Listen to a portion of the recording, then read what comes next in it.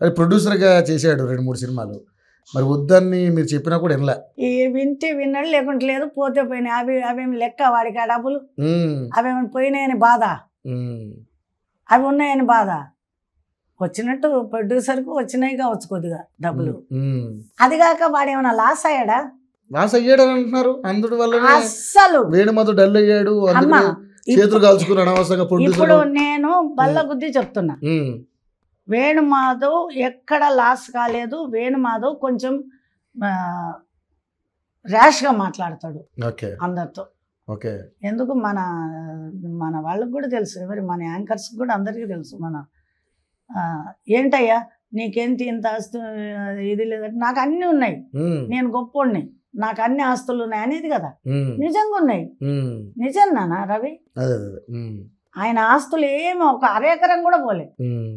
మేము అందరం కలిసి సంపాదించిన ఆస్తి అంతా వేణుమాధవ్కు ఉంది.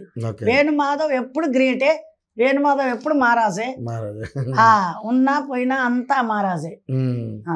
సో నిజంగా అంటే చాలా మంది ఇప్పుడు యాక్టర్లుగా ఉంటూ కూడా కొన్ని లాస్ అయిన వాళ్ళు ఎంతమంది లేరు, ఎన్ని కష్టాలు పడ్డ వాళ్ళు లేరు. వాళ్ళ సినిమా దాంట్లోనే ఎన్ని కష్టాలు పడితే వేణుమాధవ్ ఆయన ఒక సినిమా అప్పుడు పెద్ద సినిమా అదేదో ఉండే, ఆ సినిమాలో లాస్ అయ్యి వేణుమాధవ్ను ఎన్ని డబ్బులు అడిగితే కూడా ఇవ్వకుంటే ఈయన వెళ్ళి మాట్లాడి ఆ డబ్బులు ఇప్పించి వచ్చాడు. అది పెద్ద సినిమా, పెద్ద సినిమాకి డబ్బులు ఎగ్గొడతాం చూసారా, ఎగ్గొట్టడానికి కదా. ఆ రోజు ఆయన దగ్గర తక్కువైనాయి. సినిమా తీస్తుండు, పెద్ద సినిమా తీస్తుండు ఆయన, తక్కువైనాయి డబ్బులు, చాలా తక్కువైనాయి. ఆయన ఆస్తులు అన్ని చేసినా కూడా ఆయనకు తక్కువైనాయి. ఒక టైం అటు వచ్చింది అట్లా. తర్వాత ఆయన ఫుల్ అయిపోయింది, ఆయనకు పెద్ద మంచి సక్సెస్ అయ్యిండు. అటువంటి అన్ని సహజం, అవన్నీ నడుస్తూనే ఉండే బిడ్డ, అవన్నీ. కానీ వేణుమాధవ్ మాత్రం లాస్ అయిండు, బీదోడయిండు, వాడు లేదు. ఆయనకు అనేది మాత్రం ఎవరి దగ్గర ఏది లేదు. ఆయనకు 8 ఇండ్లు ఉన్నాయి, అపార్ట్మెంట్లు, ఒక డూప్లెక్స్ ఉంది, 2 అందరు పిల్లలు, మేము అంతా బాగానే ఉన్నాం. యూట్యూబ్ లో అప్పుడు కొత్తగా యూట్యూబ్ ఛానల్స్ వచ్చినాయి, మామూలుగా అన్ని ఛానల్స్ కూడా వచ్చినాయి. వేణుమాధవ్ గారు బతుకుండగానే వేణుమాధవ్ అయిపోయాడు అని చెప్పేసి అన్నారు. ఎవరు పుట్టించిండ్రో తెలుసా? అది పేరు చెప్పొద్దు మనం కదా, పుట్టించారు. వేణుమాధవ్ మీద అన్ని పుట్టించారు. ఆ వాడు తిరుపతి పోయి గుండు చేయించుకున్నాడు. ఎందుకో మన మొక్కుంటాయిగా.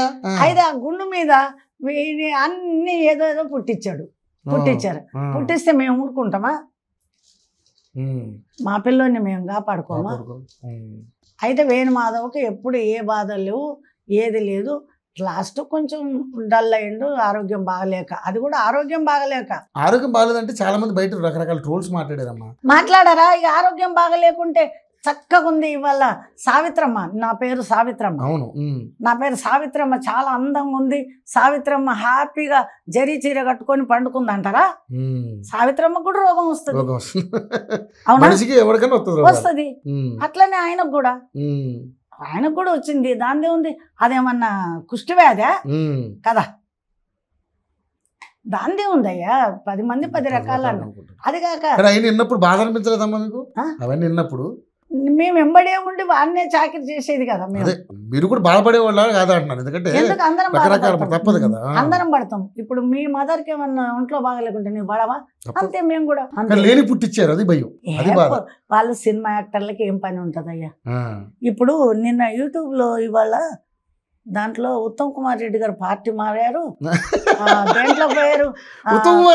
ఉత్తమ్ కుమార్ రెడ్డి గారే పార్టీ మారి ఇవాళ కేసీఆర్ దీంట్లోకి వెళ్తుండు అని యూట్యూబ్ లో ఇచ్చింది. మొత్తం ఇచ్చారు, యూట్యూబ్ మొత్తం ఉంది. చూడవు నువ్వు నాన్న, ఇవాళ జరిగే పనేనా? అలాంటి పుకార్లు పుడతాయి అంటున్నా. ఇవాళ కూడా వస్తే ఇప్పుడు మా ఫ్రెండ్కు ఫోన్ చేశా, ఏంటమ్మా ఇట్లా అన్నారంటే, ఉట్టిదే అమ్మా ఎవరన్నారని. అవన్నీ పుకార్లు బిడ్డ. చంద్రబాబు నాయుడు గారు పార్టీ మీటింగ్ అప్పుడు కూడా అక్కడికి వెళ్ళారు, నంద్యాల వెళ్ళి మంచిగా మాట్లాడి, అప్పుడు కూడా కాంట్రవర్సల్ అయ్యింది. చంద్రబాబు గారు మంచిగా మాట్లాడేవారు, బాగా రెస్పాన్స్ ఇచ్చేది. మనల్ని వెళ్తే మేమందరం వెళ్తే మాట్లాడేది, అంతా బాగా చూసేది.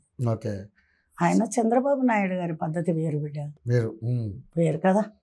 ఆయన పద్ధతి వేరు, ఆయన మాట వేరు, అంత బాగుండేది.